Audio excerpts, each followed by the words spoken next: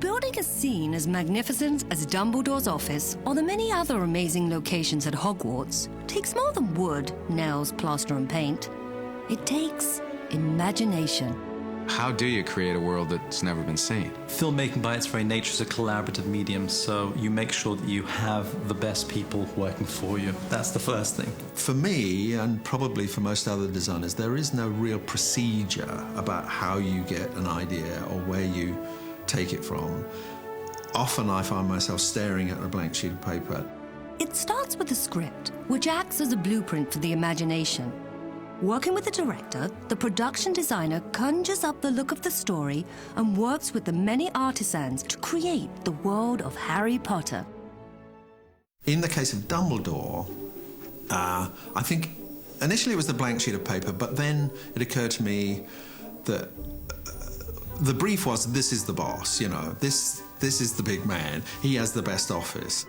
It is meant to be located inside a tower, and so that was something that was discussed at the beginning and something that's reflected in the architecture. For Dumbledore's office, Stuart and I talked about it briefly, and then he met with a concept artist, and then the drawings were brought to me, and I looked at the drawings and I said, that's perfect. A man of Dumbledore's stature, this is the kind of office he should have. We presented it to some people who said, we can't afford that office. You'll never be able to make that office. Stuart and I said, well, it's Dumbledore's office. He needs to have this staggering office. Admittedly, this is a big budget film, but even so, every film, however big the budget, has its constraints. You know, the dreams are always more expensive than the purse will allow. So after a lot of help from our producers in terms of securing the funds to build the office, we were able to begin work on Dumbledore's office. I think at our busiest, we were probably about 250 construction people with various specialities: carpenters, riggers, plasterers, painters. So all of those skills come together. They take the drawings, the carpenters, you know, literally build the structure of the set. The plasterers come along and put the skin on it, the skin being this gypsum chalk plaster finish. The bit you actually photograph is what the painters do. So it's a kind of relay race, really. All those skills come in one after the other. The set decorations consist of the furniture, such as the paintings, desks, bookcases, and even the telescope found in Dumbledore's office. In the case of Dumbledore's office, there are script requirements. The outer room, there have to be portraits of previous headmasters, and they're all sleeping and snoring. And so the first room had to be predominantly these portraits, which were all commissioned. Obviously, you can't go out and rent portraits of wizards sleeping. I mean, they do not exist. So a team of 4 or 5 artists painted wizard portraits. Dumbledore, he's interested in all things celestial, in astronomy, in scientific instruments, and so he has the most extraordinary telescope. We thought it was important to have that particular telescope in Dumbledore's office because we may want to use it on a 3rd or 4th film. So we looked at ancient astronomical instruments and built, with drawings, sketches, this bizarre piece of machinery. Our goal with it always is fantasy, yes, but we wanted to root everything in a reality. We did not want things to be purely fantastical. Good morning, everyone. Good morning, The greenhouse was a chance to sort of show another side of Hogwarts. So the greenhouse, it had to feel like it's existed for hundreds of years, and it had to feel like a very earthy, natural place. The origin of the set was probably for cost reasons as much as anything initially, to go to a real greenhouse if we could. The best greenhouses in this country are in Kew Gardens. The day came that we were to scout. Anybody who's lived in London probably knows that, and the air traffic is a problem. I think we'd stepped out of the bus, we'd been there for 3 minutes, and it was quickly apparent that this was never going to work as a film location. So we came back here, and, you know, same concept actually, but suddenly the Kew Gardens greenhouse was something that we also built, part full size, part perspective, and part scenic painting, just flat, 2-dimensional scenic painting.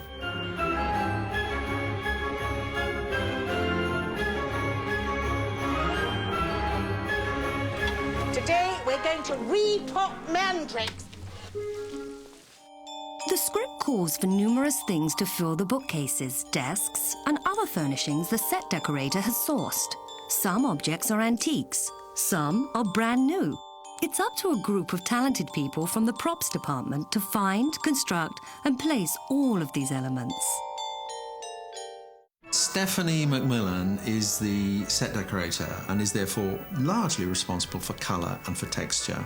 In Dumbledore's office, the idea was that he was interested in astronomy, so we really went for that, and there were astrolabes and orreries in his office. In a film like this, where magic grows out of seemingly ordinary things, that the chances are you pretty much have to make special props. OK, come on. The burrows, to me, I felt that it's got to be filled with sort of magical, whimsical inventions. Your sons flew that enchanted car of yours to Surrey and back last night. Did you really? How'd it go? This house is jam full of things collected, things seen, things found, 1,000 different things. I'm sure 1,000's an underestimate, actually.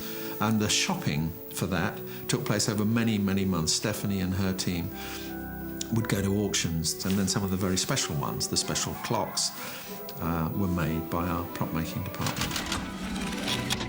The frying pan and the knitting needles we thought would be really fun to do practically, so we actually put quite a lot of time and effort into building knitting needles that knitted on their own. In fact, one of our crew spent a long time coercing his mother into doing lots of knitting for us so that he could video it and see how the knitting needle should operate. It's not much, but it's home. I think it's brilliant. You go onto these sets and you see them for the first time and they're completely dressed. I mean, these are places that you could actually go in and live. You could actually read the books, use the instruments, sleep on the sofas because they're so comfortable. And it's an incredible experience to walk onto these sets because you believe that they're real. Well, sit down. Before shooting begins, the visual effects are thoroughly planned. The effects often combine film footage with computer-generated images. Creatures, such as forks, however, are partly constructed for placement in the scenes as they are filmed. With Harry Potter, all the concepts, the sort of initial discussions, come about through meetings between the director of the art department, John Richardson in special effects, myself, primarily to work out who's going to do which bits. Who is it? With Aragog, we sat down in meetings at the very beginning. You know, everyone is going, well, of course, Aragog has to be CG. He's enormous, you know, it couldn't possibly be done for real. And so, sort of like a fool, I went, excuse me, I think we can build that. And it's always scary when you've built something that's taken that long and it's that complex, and the whole scene is centred around this character in one way. Sort of, if it didn't work, they were going to CG it. And in fact, when they did the rough cut of the scene, they apparently decided they don't need to CG him at all. At that point, Chris Columbus did turn around to me and say, well, you did say you could do that. And, you know, I said, yes. And it doesn't stop me being completely surprised. Forks? The Phoenix, it's a very complex creature to start with, and feathering is very different from hair or anything else because you're working with real feathers, and it's very difficult to duplicate that. I work very closely with the visual effects supervisors so that, you know, the guys who are actually modelling the feathers of the Phoenix in the computer can come and see our Phoenix, and we can talk to them and they can go, oh yeah, that's really lovely, but that's going to give us a nightmare, so you can offer something else. That kind of thing goes on all the time. Amazing! This is just like magic! The cinematographer's job is not only filming the scene, but lighting it as well. Lighting is important because it can make a scene feel safe or scary. Chris said, I'd like you to see the first film, and we'd like to go darker. Roger and I set out at the beginning. Hogwarts is a place that is magical and glowing, but as the events at Hogwarts take a darker and more serious and quite terrifying turn, the film gets darker, and the magical glow starts to go away.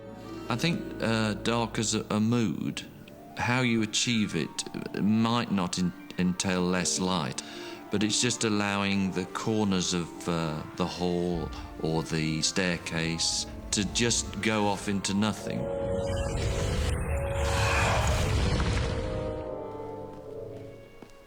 When we get into Dumbledore's office the second time in the film, everything's resolved, so it's a much happier, warmer place. Set and action. Be in your bonnet, Potter. When we get there the first time, Roger and I talked about it being a much more mysterious place because Harry is at a point in the film where he's questioning who he is. You see, I was wondering if you put me in the right house. He's questioning, could he potentially be the rightful heir of Slytherin? Could he be doing something evil without his knowledge? Set, action. We had a Steadicam operator on this film who was absolutely superb. He could move unlike anything I'd ever seen before. It liberated me as a director because I was actually able to stand next to him and take his shoulders at some point and turn him this way and that way. Know any spells? You actually become an active part of filmmaking because you're in there. In a sense, it was similar to the basilisk in the walls of Hogwarts, which is constantly moving and slithering around. We wanted that snake-like quality in the camera movement this time.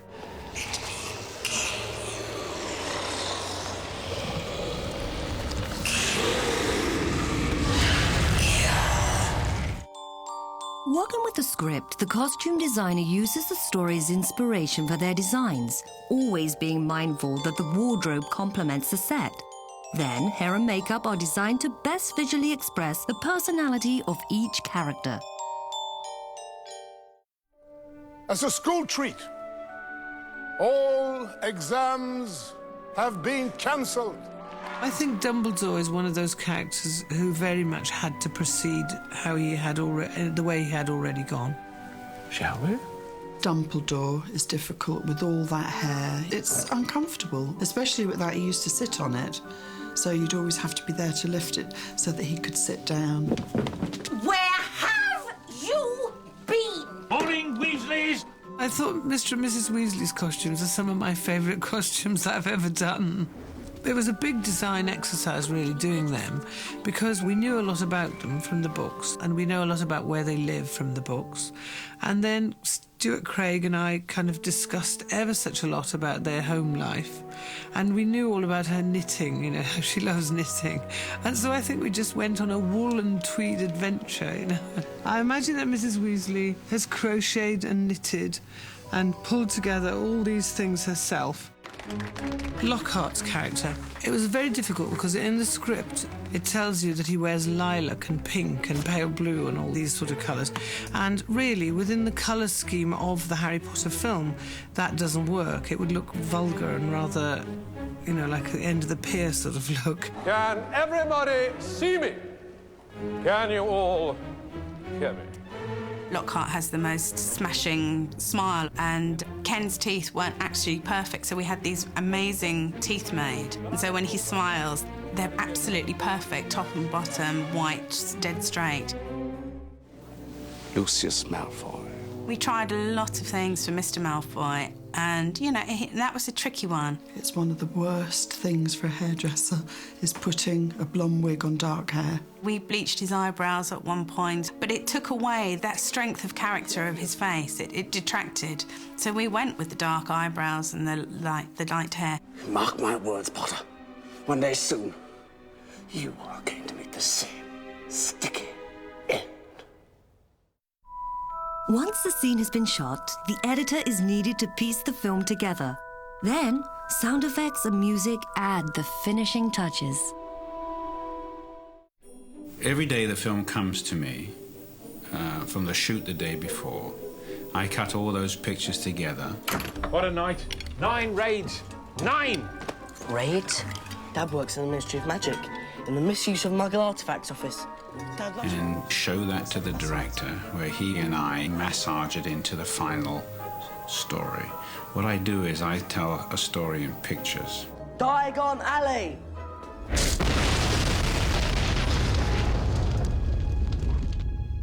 And the effects editor, he does virtually the same sort of thing, but with effects. He enhances the movie. So if there's a door closing, he changes that to a much bigger door, perhaps, or he can change the whole sound of a car.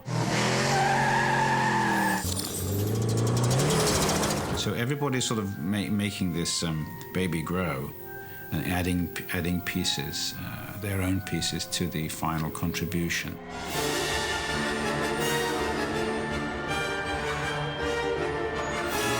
John John Williams and I will sit down, and then we'll go through the film and talk about specific places that I'd like music to start and end. No one ever comes in here. Why? Moaning Myrtle. Who? Moaning Myrtle. Who's Moaning Myrtle? I'm Moaning Myrtle.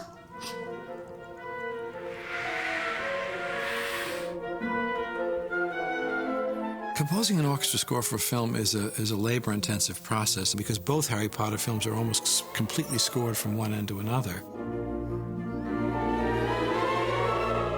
We all recognize if we can see these films without music and then see them with it, we realize that some aspect of the nourishing blood of what makes a film work comes from the music. Harry! It's Hermione!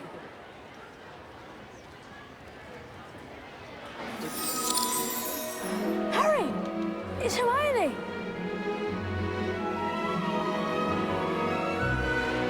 Actually, I think I spend more time thinking about that melodic material in film scores, and when it's successful, it's a great reward, I think, certainly for me personally, and hopefully for those people who take the music away and want to play it or learn it or hear it over again.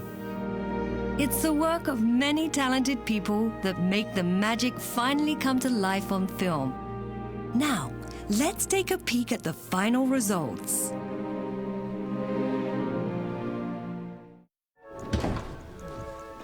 Professor Dumbledore? There is sufficient evidence to have you both expelled.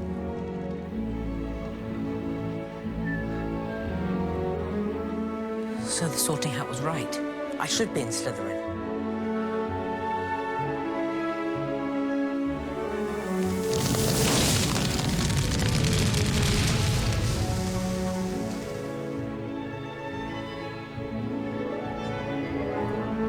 Be in your bonnet, Potter.